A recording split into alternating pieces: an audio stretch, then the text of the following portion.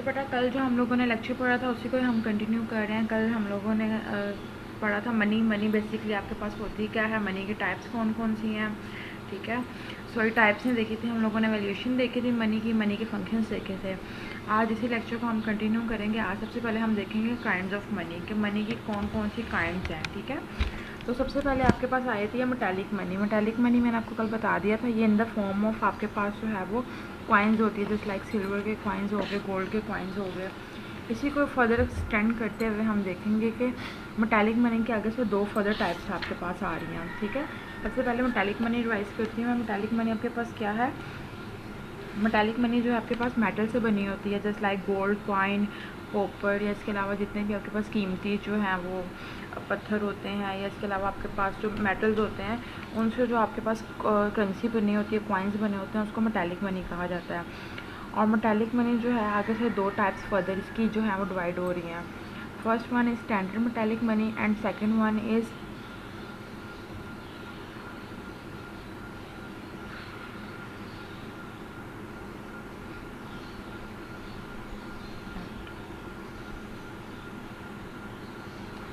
First one is standard metallic money and second one is total metallic money. बेटा आप लोग अपने registers पे साथ साथ नोट करते जाइए। मैम पीछे यहाँ से पर शोर बहुत आ रहा है।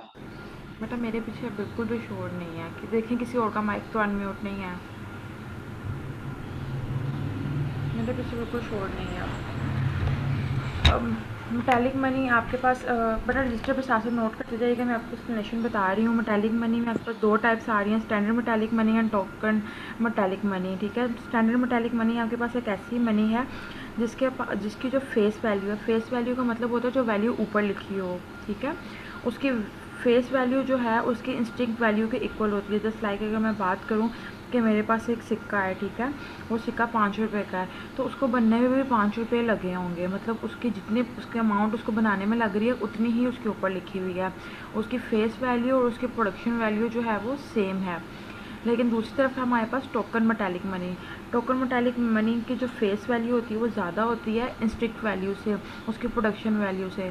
जस्ट लाइक अगर एक आपके पास 10 रुपये का सिक्का है, ठीक है, पर 10 रुपये के सिक्के को बनाने के लिए 10 रुपये नहीं लगते, उसको बनाने के लिए आपके पास मे बी 1 से 2 रुपये लग रहे हों, ठीक है। आपने देखा होगा अब तो बहुत छोटे छोटे कॉइन्स आपके पास आ गए हैं।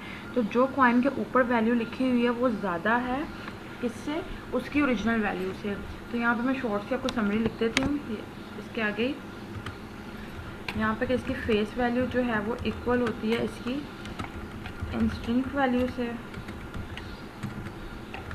जबकि आपके पास जो मेटालिक टोकन मेटालिक मनी है उसकी फेस वैल्यू जो है वो ग्रेटर देन होती है, face value is greater than intrinsic value, ठीक है। ये आपके पास जो है मेटालिक मनी की दो टाइप्स हैं जो आपको बता रही है। नेक्स्ट आपके पास आया था पेपर मनी। पेपर मनी मैंने आपको बताया था just like piece of paper, जो करेंसी आजकल हम यूज़ करते हैं। जस्ट लाइक मेरे हाथ में एक नोट है, तो ये क्या है? पेपर मनी है। पेपर मनी आपके पास कौन इशू करता है? सेंट्रल बैंक इशू करता है। पेपर मनी की भी दो टाइप्स हैं आपके पास फर्दर। दो टाइप्स कौन कौन सी हैं? फर्स्ट आपके पास जो टाइप आती है वो ऐसी मनी होती है कन्वर्टेबल। कन्वर्टेबल के नाम से हमें पता लग रहा है कि जो कि कन्वर्ट हो सके। अब कन्वर्ट किस में हो सके? कन्वर्ट स्टैंडर्ड मेटालिक मनी में हो सकता है। जस्ट लाइक आपके पास अगर एक पीस ऑफ पेपर है, 10 रुपये का नोट है, तो आप उसे जाके कुछ भी खरीद सकते हो, पेपर मनी है ना। दूसरी तरफ आपके पास है इनकन्वर्टेबल पेपर मनी। इनकन्वर्टेबल पेपर मनी कौन सी होगी? जस्ट लाइक आपके पास पेपर की फॉर्म में एक चेक है, आपके पास है तो वो भी पेपर ना, चेक हो गया आपके पास, या बिल ऑफ एक्सचेंज हो गया, तो वो भी आपके पास एक पेपर ही है। लेकिन आप उसको फ़ौरन से जो है वो कन्वर्ट नहीं कर सकते। आप कभी भी बिल ऑफ एक्सचेंज लेके किसी दुकान वाले के पास जाके नहीं उसको कह सकते कि मुझे चीज़ दे दे, वो आपको कभी भी इसके बदले में चीज़ नहीं देगा। तो इनकन्वर्टेबल पेपर मनी वो है जो कि कन्वर्ट ना हो सके, और कन्वर्टेबल पेपर मनी वो है जो कि कन्वर्ट हो सके। नेक्स्ट है आपके पास क्रेडिट मनी। क्रेडिट मनी आपके पास एक ऐसी मनी है, क्रेडिट के नाम से हमें पता लग रहा है जिसमें आपके पास उधार का लफ्ज़ जो है वो जुड़ जाता है, ठीक है। Credit money first of all के इसकी कोई भी लीगल कवरेज नहीं होती है। जस्ट लाइक ये ट्रस्ट और बिलीफ की, जैसे कि मुझे आप पे यकीन है, ठीक है, तो इस बेहाफ पे मैं आपको कोई चेक दे देती हूँ, ठीक है, या कोई ड्राफ्ट दे देती हूँ, या आप लोगों ने पढ़ा होगा ड्राफ्ट, बिल ऑफ एक्सचेंज, ये सारी चीज़ें जो है अकाउंटिंग में, तो ये सारे क्या हैं आपके पास क्रेडिट मनी में आ जाते हैं। क्रेडिट मनी जस्ट आपके पास ट्रस्ट और बिलीफ की बेस पे जो है वो एक दूसरे को ट्रांसफ़र की जा रही होती है। जस्ट लाइक मैं अगर आपसे कोई 1 लाख का सामान लेती हूँ, ठीक है, और मेरे पास अभी पैसे नहीं है, मैं आपको 1 लाख का चेक दे दूँगी और उसके ऊपर मैं आने वाले वक्त में कोई भी डेट डाल दूँगी कि जी आने वाले वक्त में आपको इस डेट पे ये पैसे मिल जाएंगे। तो ये क्या है, ये क्रेडिट मनी है। बात तो पैसों की हो रही है, लेकिन in the form of credit, और आने वाले वक्त में आप इसको जो है वो रिसीव कर पाएंगे। तो ये जो है ये ट्रस्ट और बिलीफ की बेस पे जो है ये आप मार्केट में सर्कुलेट कर रही होती है। Next is legal tender money. Legal tender money है हमारे पास। लीगल टेंडर मनी में भी फर्दर 2 टाइप्स आपके पास आती हैं, limited legal tender money and unlimited legal tender money. सबसे पहले हम देख लेते हैं कि लीगल टेंडर मनी होती क्या है। तो लीगल टेंडर मनी जो है ये ऐसी मनी है जिसको लीगली एक्सेप्ट किया जा सकता है। लीगल के नाम से आपने याद रखना है, लीगली एक्सेप्ट किया जा सकता है। हम लोग बाउंड होते हैं बाय द कंट्री कि हमने इस मनी को एक्सेप्ट करना है। अगर हम इस मनी को एक्सेप्ट नहीं करते तो हम लोग जो है वो क्रिमिनल्स कंसीडर किए जाएंगे, ठीक है। अब इसके आगे से 2 फर्दर जो है उसने टाइप्स कर दिए हैं, just like limited legal tender money and unlimited legal tender money. Limited legal tender money में से लिमिट बता दिया आपको कि आप कितने लिमिट जो है वो एक्सेप्ट कर सकते हो। जस्ट लाइक अगर किसी ने आपको 1 लाख देना है, ठीक है, वो आपको 1 लाख में जस्ट 20 रुपये के सिक्के दे सकता है। अगर वो 20 रुपये के सिक्कों से ज़्यादा आपको सिक्के देता है ना, तो आप उसको रिफ्यूज़ कर सकते हो कि भाई मैंने ये नहीं लेने हैं। अब ऐसे तो नहीं होता वो आपको 1 लाख के सिक्के ला के दे, ठीक है, तो आपकी मर्ज़ी है, आप उसको रिफ्यूज़ कर दो। अगर आप उसको रिफ्यूज़ कर देते हो तो वो अनलिमिटेड लीगल टेंडर मनी बन जाती है, लेकिन आपको कम से कम उसमें से 20 रुपये जो है वो सिक्के एक्सेप्ट करने पड़ेंगे अगर वो आपको दे रहा है। तो 20 रुपये की उसने लिमिट रख दी है कि 20 रुपये से ज़्यादा जो है आप लोग सिक्कों के फॉर्म में जो है वो ट्रांजैक्शन नहीं कर सकते, ठीक है। वो आपके पास लिमिट में आते हैं। अगर वो लिमिट से बाहर जा रहा है, ठीक है, अगर वो आपके पास जो है वो 20 रुपये से ज़्यादा आपको सिक्कों में दे रहा है, 1 लाख के आप सिक्के नहीं चाहिए आपको दूसरी पार्टी दे रही है, तो आप उसको मना कर सकते हो। आपको जो है परमिशन है बाय कोर्ट, बाय लॉ या बाय कंट्री, ठीक है, तो वो आपके पास अनलिमिटेड मनी बन जाएगी। नेक्स्ट आपके पास ही नेयर मनी। नेयर मनी कौन सी होती है? नेयर मनी के नाम से पता लग रहा है आपको करीब की मनी। ऐसी मनी जो फ़ौरन से जो है वो कैश की फॉर्म में आपके पास कन्वर्ट हो जाए, जिसको कैश की फॉर्म में कन्वर्ट करने के लिए कोई ज़्यादा आपको मेहनत ना करनी पड़े। फॉर एग्जांपल आपका सेविंग अकाउंट हो गया, ठीक है, आपका डिपॉजिट अकाउंट या आपका टाइम डिपॉजिट, कोई भी ऐसी चीज़ है आपके हाथ में, चेक कैश या एटीएम कार्ड आपकी बेस्ट एग्जांपल है। आपके पास एटीएम कार्ड है फ़ौरन से किसी भी एटीएम से, इवन अगर एचपीएल का भी आपके पास एटीएम कार्ड है, तो आप कोई भी नियरेस्ट बैंक आपके पास हो, हबीब बैंक है, इसके अलावा कोई भी बैंक आपके पास होता है, तो आप वहाँ से भी अपनी जो एटीएम से जो है वो कैश जो है विड्रॉ करवा सकते हो। तो ये आपके पास है नेयर मनी। असल में ये पैसे आपके हाथ में होते नहीं है, लेकिन आप इसको फ़ौरन से जो है वो मनी में कन्वर्ट कर सकते हो। Next is money of account. Money of account से मुराद है आपके पास हर करेंसी का, हर कंट्री का जो एक टोटल आपके पास यूनिट ऑफ अकाउंट बना दिया जाता है। यूनिट ऑफ अकाउंट जैसे लाइक अगर हम बात करें कि इंग्लैंड में आपके पास जो है वो पाउंड चलता है, इसी तरह आपके पास जर्मनी में मार्क चलता है, अमेरिका में डॉलर चलता है, या सऊदी अरब में रियाल चलता है। तो ये सारे क्या हैं, यहाँ पे पास मनी ऑफ अकाउंट है। और पाकिस्तान का मनी ऑफ अकाउंट क्या है? रुपीज़, ठीक है। तो ये भी आपके पास आपकी काइंड ऑफ मनी में आता है कि आपके पास मनी किस काइंड की है, कि आपके पास डॉलर्स हैं, पाउंड्स हैं, ताका है, what ever you have.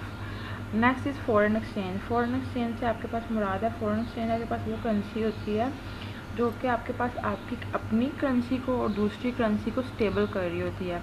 Just like अगर हम जैसे कि हम डिफरेंस देखते हैं कि डॉलर कितने का और हमारी करेंसी कितनी है, ठीक है, हमें अपनी कितनी करेंसी देनी पड़ेगी $1 को बाय करने के लिए। तो एक्सचेंज रेट भी इसको कहा जा सकता है कि आपस में जो हम लोग तबादला करते हैं, एक्सचेंज करते हैं चीज़ों का, तो उसके लिए जो मनी कंसीडर की जाती है वो जो होती है आपके पास फॉरेन एक्सचेंज मनी कंसीडर की जाएगी।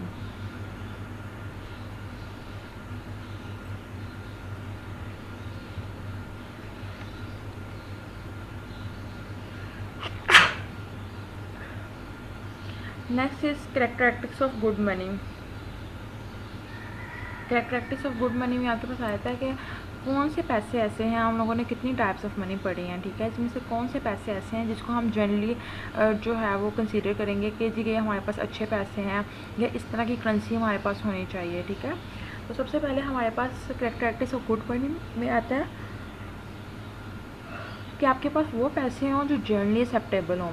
जनरली एक्सेप्टेबल जस्ट लाइक अगर मैं आपको पैसे दे रही हूँ, वही जस्ट लाइक अभी हमने बात की है कि मैं आपको अगर 1 लाख के सिक्के दूँगी तो वो आपके लिए तो गुड मनी नहीं होगी ना, ठीक है। तो आपके पास ऐसी करेंसी होनी चाहिए जिसको देने वाला लेने वाला दोनों सेटिस्फाई हों।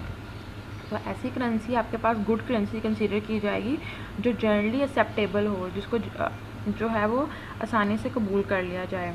नेक्स्ट है ड्यूरेबिलिटी। ड्यूरेबिलिटी से मुराद है ऐसी आपके पास जो है वो करेंसी हो जिसकी जो है वो ड्यूरेशन ज़्यादा हो। जस्ट लाइक अगर मैं आपसे बात करती हूँ चेक की ड्यूरेशन ज़्यादा नहीं है, ठीक है। अगर मैं चेक के ऊपर आपको कोई डेट डाल के देती हूँ तो वो उस डेट पे वो चेक जो है वो अगर तो वो कैश हो जाता है तो वेल एंड गुड, अगर वो मेरे अकाउंट में पैसे नहीं हैं तो वो चेक जो है वो वेस्ट हो रहा है। थी तो हुई मनी ना, लेकिन वो ज़्यादा ड्यूरेशन के लिए नहीं आपके पास रह रही, तो इट्स मीन वो अच्छी मनी नहीं है। तो अच्छी मनी कौन सी है? In the form of cash और पेपर मनी मैं आपको दे रही हूँ, वो आपके पास जो है वो अच्छी मनी कंसीडर की जाएगी। Next is homogeneity. होमोजेनिटी से मुराद है कि आपके पास मनी सेम हो। जस्ट लाइक ये नहीं कि मेरे पास चेक है, आप जो है वो कैश में ट्रांसफ़र करो, या कोई जो है तीसरा पर्सन जो है वो क्रेडिट मनी यूज़ कर रहा है। हम लोग अगर एक ही कंट्री में रहते हैं तो हमारी जो करेंसी है वो एक ही होनी चाहिए। जस्ट लाइक अगर हम सब रुपीज़ ही यूज़ कर रहे हों, सब हम क्रेडिट मनी ही यूज़ कर रहे हों, ठीक है, तो हमें सिमिलरिटी होनी चाहिए। होमोजेनिटी जो है लफ्ज़ का जो मेन मीनिंग है वो सेम है। जस्ट लाइक हमारे सबके पास जो है वो सेम करेंसी चलनी चाहिए। नेक्स्ट है डिविजिबिलिटी। डिविजिबिलिटी से मुराद है कि उन पैसों को तकसीम किया जा सके। फॉर एग्जांपल अगर मेरे पास एक 100 का नोट है और मुझे 2 बच्चों को 50-50 रुपीज़ देने हैं तो मैं उसको कन्वर्ट कर सकती हूँ। लेकिन इसी तरह अगर मेरे पास 100 का चेक है तो मैं उसको कन्वर्ट नहीं कर सकती, ठीक है। तो आपके पास ऐसे पैसे बेहतर के पैसे कंसीडर किए जाते हैं, गुड मनी कंसीडर किए जाते हैं, जिनको जो है आप इजीली डिवाइड कर सको।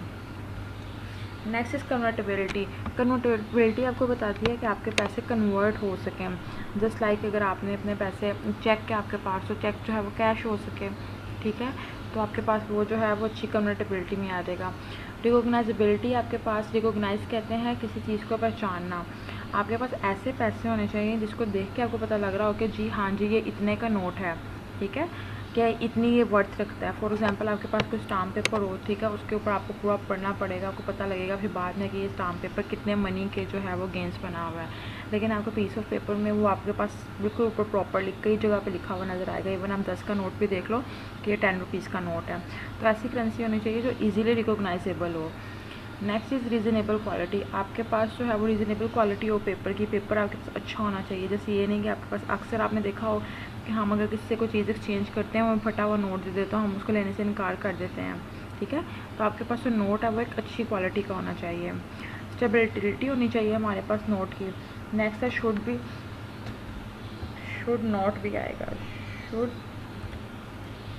Should not B forget. आपके पास जो मनी है वो कभी भी फॉरगेट नहीं होनी चाहिए, ठीक है। अगर आपके पास इट्स मीन कि आपके पास जो नेशनल इकॉनमी है ना, ठीक है, आपने उसको इग्नोर नहीं करना। आपने कोई भी ऐसी करेंसी अपने पास नहीं रखनी जो कि इलीगल हो या जिसको रखने की परमिशन ना हो, और आपने उस पैसे को सर्कुलेट करते रहना मार्केट में, ठीक है। तो फिर वो आपके पास जो है वो गुड मनी में कंसीडर की जाएगी।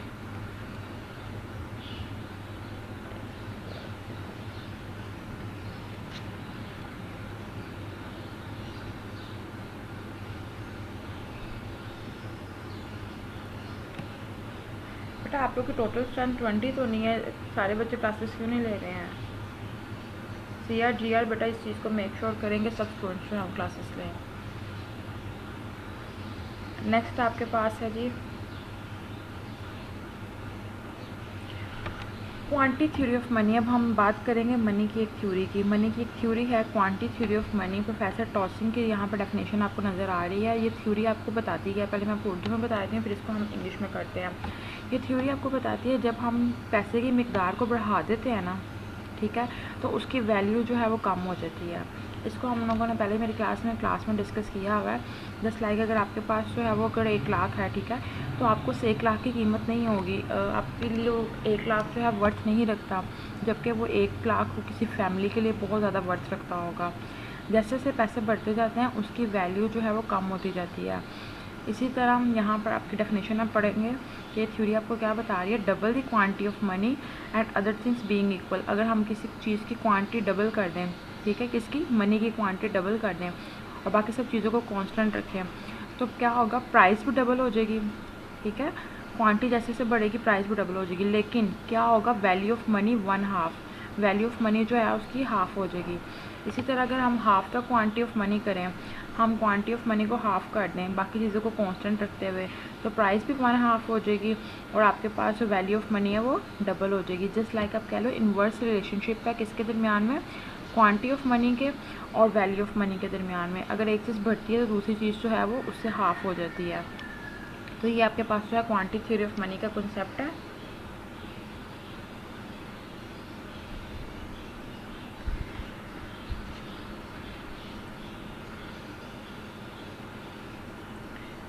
नेक्स्ट प्रोफेसर टॉसिंग की आपके पास डेफिनेशन है। प्रोफेसर टॉसिंग का क्या कहना था कि मनी के बारे में, वो कहते थे कि आपके क्वेश्चन है, क्वेश्चन आपको बताती है कि आप कैसे आइडेंटिफाई कर सकते हो कि आपके पास जो है प्राइस लेवल मार्केट में क्या चल रहा है।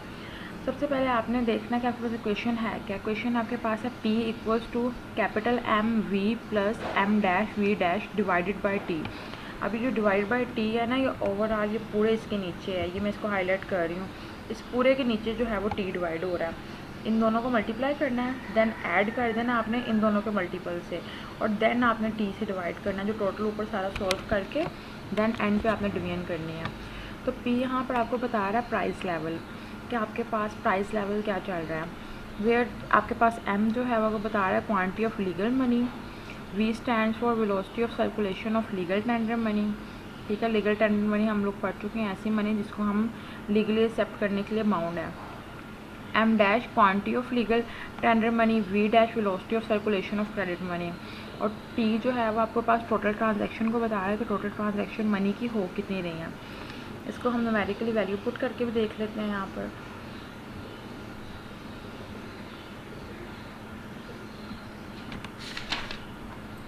सबसे पहले हम लोग ले रहे हैं जी यहाँ पर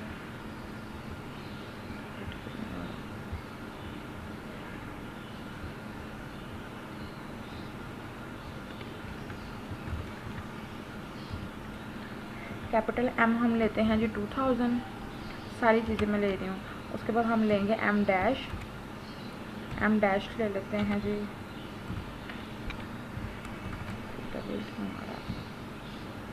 M डैश आपके पास आ जाएगा 4000। उसके बाद V है कैपिटल, V आपके पास है 2। नेक्स्ट हम V डैश ले लेते हैं, V डैश आपके पास है अगेन 2, क्योंकि वेलोसिटी ऑफ मनी जो है वो चेंज नहीं करनी है आपने। और नेक्स्ट है T क्या है आपके पास, टोटल ट्रांजैक्शन आपके पास हो रही है 2000।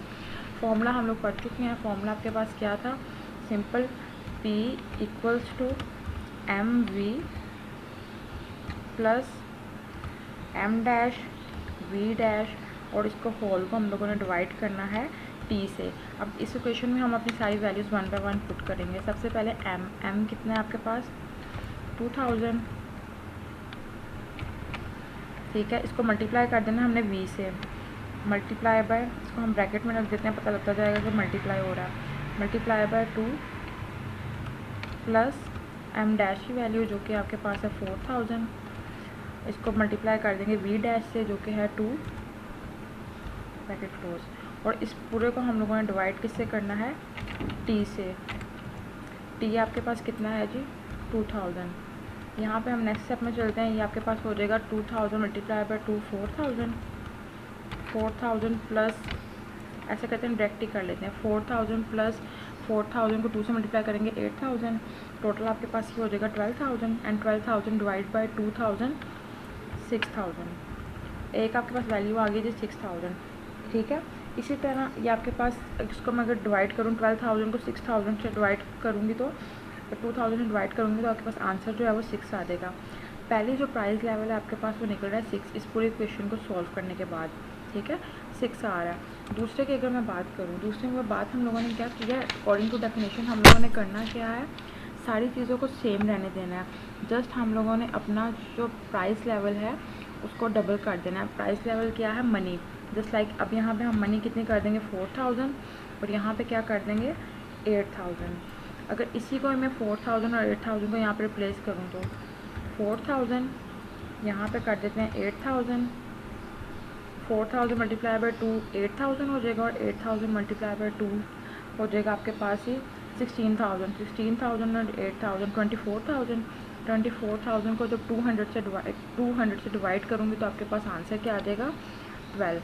अब आपने यहाँ पे देखा क्या किया हम लोगों ने, मोर द मनी, ठीक है, मोर द प्राइस लेवल। यही डेफिनेशन आपको बता रही थी कि जैसे जैसे मनी आपके पास इंक्रीज़ होती जाती है आपका प्राइस लेवल भी ज़्यादा होता जाता है, लेकिन उसकी वैल्यू में क्या होती है, कमी आती जाती है। ये मैंने आपको 2 केसेस करके बता दिए। एक में आप जो है इसको हाफ भी करके देख सकते हैं। पहले मतलब जस्ट लाइक 2000 था, अब आप इसको 1000 कर दें, ठीक है।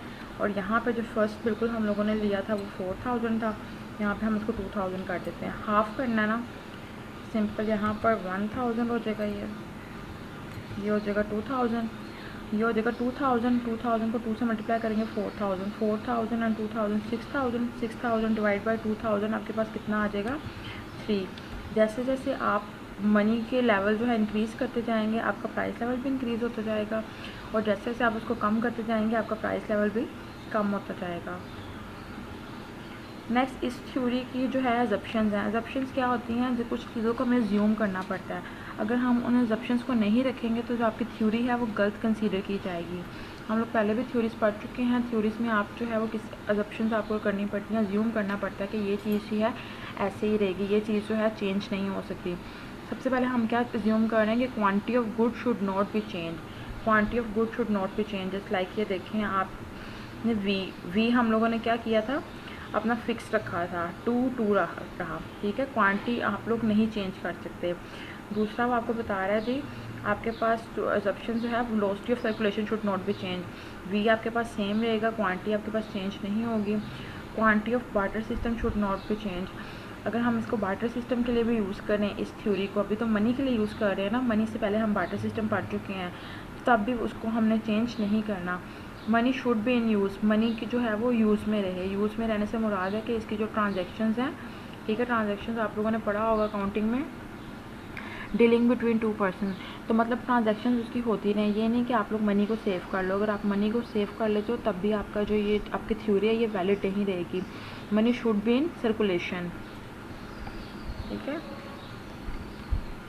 नेक्स्ट आपके पास है quantity of hoarded money should not be change. Hoarded money कहते हैं ऐसी मनी जिसको आप जो है हॉर्ड कर लेते हो। हॉर्डिंग का कंसेप्ट है, एक अकाउंटिंग में आपने पढ़ा होगा।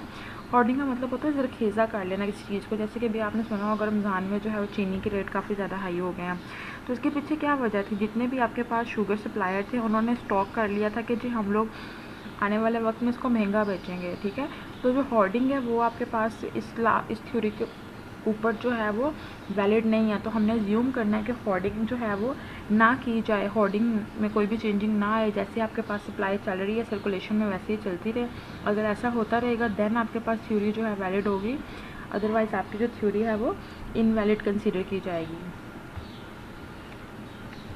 नेक्स्ट है क्रिटिसिज्म। क्रिटिसिज्म कहते हैं तनकीद करने को, ठीक है। अगर एक बंदे ने जस्ट लाइक टॉसिंग ने, अगर ये थ्योरी आपके पास प्रोफेसर फिशर ने या टॉसिंग ने जिसकी भी थ्योरी है आपने उन्होंने आपके पास रिप्रेजेंट कर दी है, ठीक है। डेफिनेशन जो है हम लोगों ने टॉसिंग की है और जो क्वेश्चन थी वो फिशर की थी, उन्होंने हमें पेश कर दी है, ठीक है। लेकिन आपको पता है तनकीद की जाती है। दूसरा कोई इकोनॉमिस्ट उठा, उसने तनकीद की। उसने तनकीद क्या की इस थ्योरी पे, उसने कहा पहली बात ऐसा हो नहीं सकता कि सब कुछ कांस्टेंट रहे, ठीक है। उसने कांस्टेंट किया ना आपके पास, यहाँ पे देखें उसने वेलोसिटी को कांस्टेंट किया, वेलोसिटी हर केस में उसकी 2 रह रही है। ट्रांजैक्शन को भी उसने कांस्टेंट किया, बाकी चीज़ों को चेंज किया। तो क्रिटिसिज्म ये हुआ कि ये पॉसिबल नहीं है कि हम हर चीज़ को कांस्टेंट रखें, ठीक है। दूसरा उसने इसके ऊपर क्रिटिसिज्म हुआ टेक्निकल टर्म। टेक्निकल टर्म का जो ऑब्जेक्शन था इस थ्योरी पे प्रोफेसर मार्शल ने लगाया। प्रोफेसर मार्शल ने कहा कि मैं ऑब्जेक्ट करता हूँ इस बात को, सर्कुलेशन ऑफ मनी को। उसका सोचना ये था कि सर्कुलेशन ऑफ मनी जो है वो उसकी जगह पे इसको डिमांड फॉर मनी यूज़ करना चाहिए था। अपने जो इसने क्वेश्चन पेश किया है ना, जिसमें ये बात करता है कि मनी जो है सर्कुलेट रहनी चाहिए, तो प्रोफेसर मार्शल ने कहा नहीं ऐसा नहीं होना चाहिए, बल्कि डिमांड फॉर मनी इसकी जगह पर यूज़ होनी चाहिए। नेक्स्ट इसके ऊपर क्रिटिसिज्म किया गया relationship between quantity of money and rate of interest. इसने रेट ऑफ इंटरेस्ट को इसमें डिस्कस ही नहीं किया, जबकि हम लोगों ने बात की है कि मनी बढ़ रही है आहिस्ता आहिस्ता। तो जब मनी बढ़ती है तो रेट ऑफ इंटरेस्ट क्या होता है, उस पर भी इफेक्ट आता है डेफिनेटली, ठीक है। हम लोगों ने जो उसमें पढ़ा था मॉनेटरी पॉलिसी जो पढ़ी थी उसमें इन दोनों की रिलेशनशिप बताई हुई है, ठीक है। तो वो कहता है कि ये रिलेशनशिप जो है फिर वहाँ पे वो कॉन्सेप्ट ख़राब हो जाएगा अगर हम इसको फॉलो करते हैं। चौथा तो उसके ऊपर क्रिटिसिज्म किया गया वो ये था कि interdependence of quantity of money and prices, क्या क्वांटिटी ऑफ मनी और जो प्राइस है वो आपस में एक दूसरे के साथ इंटरलिंक होती हैं, उन दोनों का आपस में जो रिलेशन है वो एग्जिस्ट करता है, इसलिए जो है ये थ्योरी जो है वो वैलिड नहीं है। तो ये सारे क्रिटिसिज्म थे जो कि इस थ्योरी पे किए गए थे।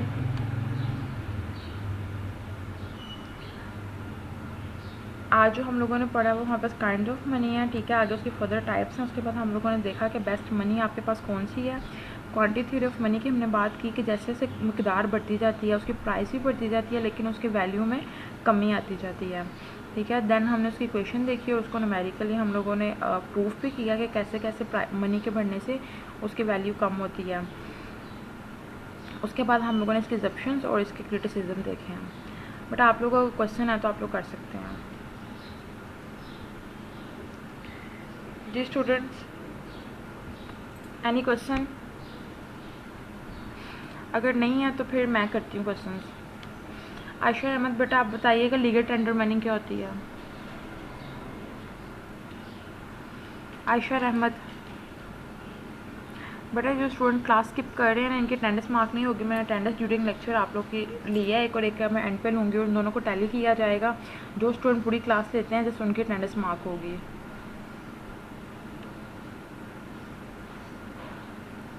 जी बेटा बताइएगा निदा, लीगल टेंडर मनी कौन सी होती है?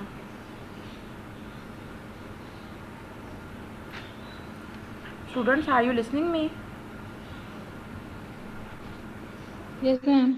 बेटा आंसर मी। जी बताएं legal ma'am tender. Part ma'am जो लीगली एक्सेप्ट की जा सके। ठीक है, जो लीगली एक्सेप्ट की जा सके, ओके। तो कैश चौहान आप बताएं बेटा लीगली एक्सेप्ट की जाने की लिमिट क्या है, कितने पैसे हम लीगली जो है कॉइन्स की फॉर्म में एक्सेप्ट कर सकते हैं?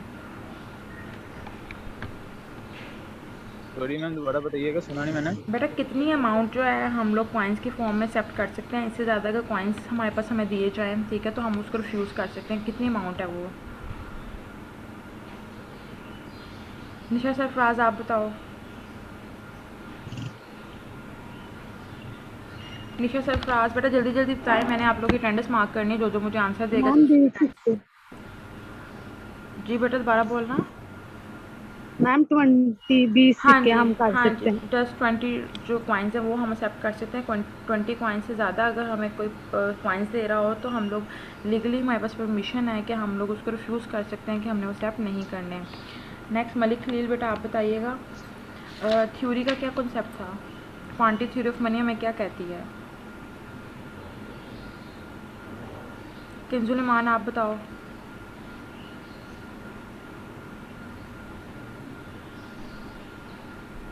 मैम ये कहती है कि quantity of good should not be changed. और बेटा ये तो उसकी वो एग्जप्शन है, डेफिनेशन पूछ रही हूँ मैं। आमना अशरफ। मैम मैंने यस लेट ज्वाइन की थी। Okay Amna Ashraf. Yes ma'am. बेटा थ्योरी ऑफ क्या मनी आपको क्या बताती है? मैम? थ्योरी ऑफ मनी की डेफिनेशन क्या कॉन्सेप्ट है थ्योरी का? हाफिज फाबियान आप बताओ। अहमद मौजम। मैम एक चीज की प्राइस बढ़ने से दूसरी की हाफ हो जाती है। दूसरे की हाफ नहीं हो जाती बेटा, एक प्राइस किसी चीज़ की क्वांटिटी बढ़ने बढ़ने से से मनी की। जी बताएं। पर इसकी वैल्यू कम हो जाती है। हाँ जी, उसकी वैल्यू कम हो जाती है। जैसे जैसे पैसे की मिकदार बढ़ जाती है प्राइस भी बढ़ जाती है लेकिन उसकी वैल्यू जो है वो कम हो जाती है। नेक्स्ट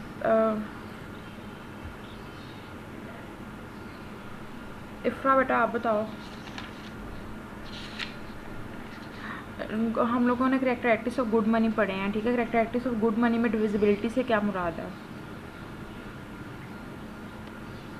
सतीर जैनब बेटा आप बताओ।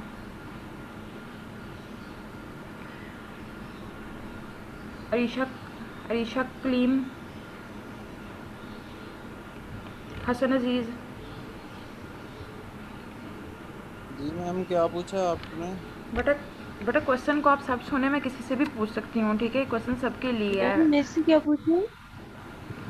बेटा क्वेश्चन मैंने आप लोगों से ये पूछा है कि आप हमने पढ़े हैं करेक्टरिस्टिक्स ऑफ गुड मनी कि एक अच्छी जो मनी है वो कौन कौन मैम सी कौन होती सी, है। मैम वो आपने ये पूछा ना कि कौन कौन सी मनी यानी कि अच्छे से रिजॉल्व भी हो सकती है अगर आप किसी जगह पे सबमिशन करवानी हो या कुछ भी हाँ आउट जी, ऑफ तो कंट्री हाँ जी मैं उसमें से या जैसे एक स्पेसिफिक पॉइंट मैम आपसे पूछ रही कैश हूँ। कैश वाली जो मनी होती है हमारे पास। बेटा मैं उसमें से एक स्पेसिफिक पॉइंट पूछ रही हूँ, डिविजिबिलिटी। मैंने कहा है कि डिविजिबिलिटी ऐसी मनी आपके पास अच्छी होती है जो डिविजिबल हो। ठीक है, क्या मतलब डिविजिबल से, मैंने आपको इसकी एग्जांपल दी थी, वो कोई दोबारा रिपीट कर दे। किस चीज़ की एग्जांपल मैम हम पूछ रहे हैं? डिविजिबिलिटी ऑफ मनी की। डिविजिबिलिटी यानी करेक्टरिस्टिक ऑफ गुड मनी में है ना हाँ जी, डिविजिबिलिटी। हाँ जी। और डिविजिबिलिटी कैसे डिविजिबिलिटी अगर हो मनी की तो हम कहेंगे कि ये अच्छी मनी है। मैम मैम मनी की टर्म जैसे कैश की टर्म में हमारे पास मनी मैम है तो वो वो। मनी जो जल्दी से किस आसानी से एक्सचेंज ना हो सके यानी बेटा कि अगर आपने नहीं मैम आसानी वो से वाली एक्सचेंज हो सके। मैं तो मैम जो डिवाइड हो जाए बाकी रिमाइंडर ना रहे उसमें। बाकी इसमें रिमाइंडर रिमाइंडर होना है। चाहिए। बेटा मैंने आपको इसमें एग्जांपल दी थी, जस्ट लाइक आपके पास अगर 100 रुपीज़ का नोट है, ठीक है, आपने इसको डिवाइड करना तो आप इसको 10 रुपीज़ में तो मैम या मैं भी 5 यही कर रुपीज़ रहा में, हूँ। हाँ तो बेटा एग्जांपल दे के बताया ना, इसको हम डिवाइड कर सकते हैं, ठीक है, लेकिन जो चेक है उसको हम डिवाइड नहीं कर सकते। तो ऐसी मनी अच्छी मनी कंसिडर की जाती है जिसको हम डिवाइड कर सकें। बाकी बेटा आज के लेक्चर में किसी को कोई प्रॉब्लम, कोई इशू, कोई चीज़ समझ ना आई हो? No ma'am. Are you clear sure? है मैम सब। ठीक है। और बेटा जिन जिन ने मुझे मैम मुझे आंसर किया है जिस उनसे मैं उनकी अटेंडेंस मार्क होगी, अदरवाइज मैं अटेंडेंस मार्क नहीं करूँगी आप लोगों की, मुझे बाद में कोई क्लेम ना करे। मैम इसीलिए अपने लेक्चर्स जो हैं अटेंटिवली सुने, और जिसका जो, जी बेटा मैम ये वाला दोबारा बता दें। कौन सा? ये वाला लिमिटेड टेंडर मनी और अनलिमिटेड वाला। ओके जी। बेटा लिमिटेड, मैंने आपको बताया लीगल टेंडर मनी की दो टाइप्स हैं, एक लिमिटेड, स्लाइड्स खोल लेते हैं हम, एक लिमिटेड है और दूसरा जो है अनलिमिटेड है। लिमिटेड में हमारे पास बेसिकली क्या होता है, आपके पास एक लिमिट बता दी जाती है, जस्ट लाइक अगर आपने मुझे मैंने आपको 1 लाख जो है आपकी अमाउंट पे करनी है, ठीक है, अब 1 लाख में मैं आपको 1 लाख के सिक्के नहीं दे सकती, ठीक है, अगर मैं आपको देती हूँ तो आपके पास परमिशन है, आपके पास जो है अथॉरिटी है कि आप मुझे रिफ्यूज़ कर दो। सिर्फ गवर्नमेंट की तरफ से या कंट्री की तरफ से आपको जस्ट इतनी परमिशन है कि आप उसको 20 रुपये के सिक्के जो है एक्सेप्ट करो, बाकी आप ना एक्सेप्ट करो। आप उसको कहो कि भाई मैंने सिक्के नहीं लेने, आप मुझे नोट दो, ठीक है। तो ये जो लिमिटेड लीगल टेंडर मनी है, इसमें आपके पास सिर्फ आ जाएगा कि आपने 20 रुपये के सिक्के जो हैं वो आपके पास लिमिट है कि वो आपने एक्सेप्ट करने हैं। और अनलिमिटेड लीगल टेंडर मनी में आया था कि इट्स अप टू यू कि आप क्या एक्सेप्ट करना चाहते हो। अगर आप 20 से ज़्यादा एक्सेप्ट नहीं करना चाहते तो आप उसको रिफ्यूज़ कर दो। मैं ना दोनों के डेफिनेशंस के ना आपको ना ग्रुप में पिक्चर ही भेज देती हूँ, आप एक दफ़ा पढ़ लीजिएगा, ठीक है।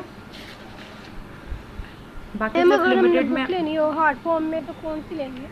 बेटा बुक मैं आपको रिकमेंड कर देती हूँ। मैं तो ये जो आप लोग का डाटा है ना, ये मैं डिफरेंट मतलब स्लाइड्स बना रही हूँ, 2 बुक्स इकट्ठी फॉलो कर रही हूँ, तो मैं आपको रिकमेंड कर देती हूँ, ठीक है।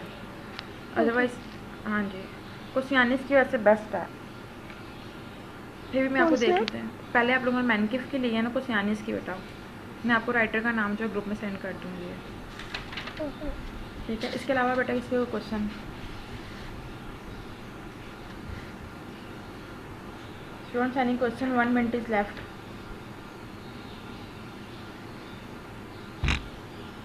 हम अटेंडेंस लगा दे ली। मेरा अटेंडेंस जिसने मुझे आंसर दिया ना उसकी अटेंडेंस में साथ साथ मार्क करती गई हूँ। अगर किसी से क्वेश्चन नहीं पूछा तो वो बता दे मुझे अपना नाम।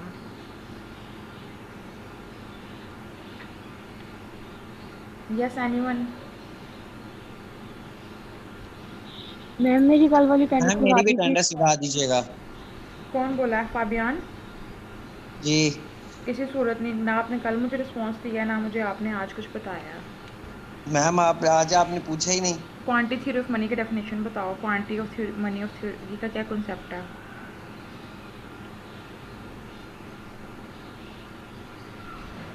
जल्दी बताएं, मीटिंग ऑफ होने वाली है, 1 मिनट से कम रह गया, मुझे ग्रुप में बता दीजिएगा बेशक। मैम मेरी अटेंडेंस लगा दीजिए कल वाली। आमना आपकी लग गई है बेटा, लगा दिया मैंने। मैम इसके मेरी अलावा गलती है। इसके अलावा बेटा मैम किस स्टडी से रेलिवेंट कोई क्वेश्चन है तो आप लोग कर लें। अटेंडेंस को आप छोड़ दें, मैंने कहा अटेंडेंस आप लोग की लग गई है जिसने मुझे रिस्पॉन्स दिया है, ठीक है।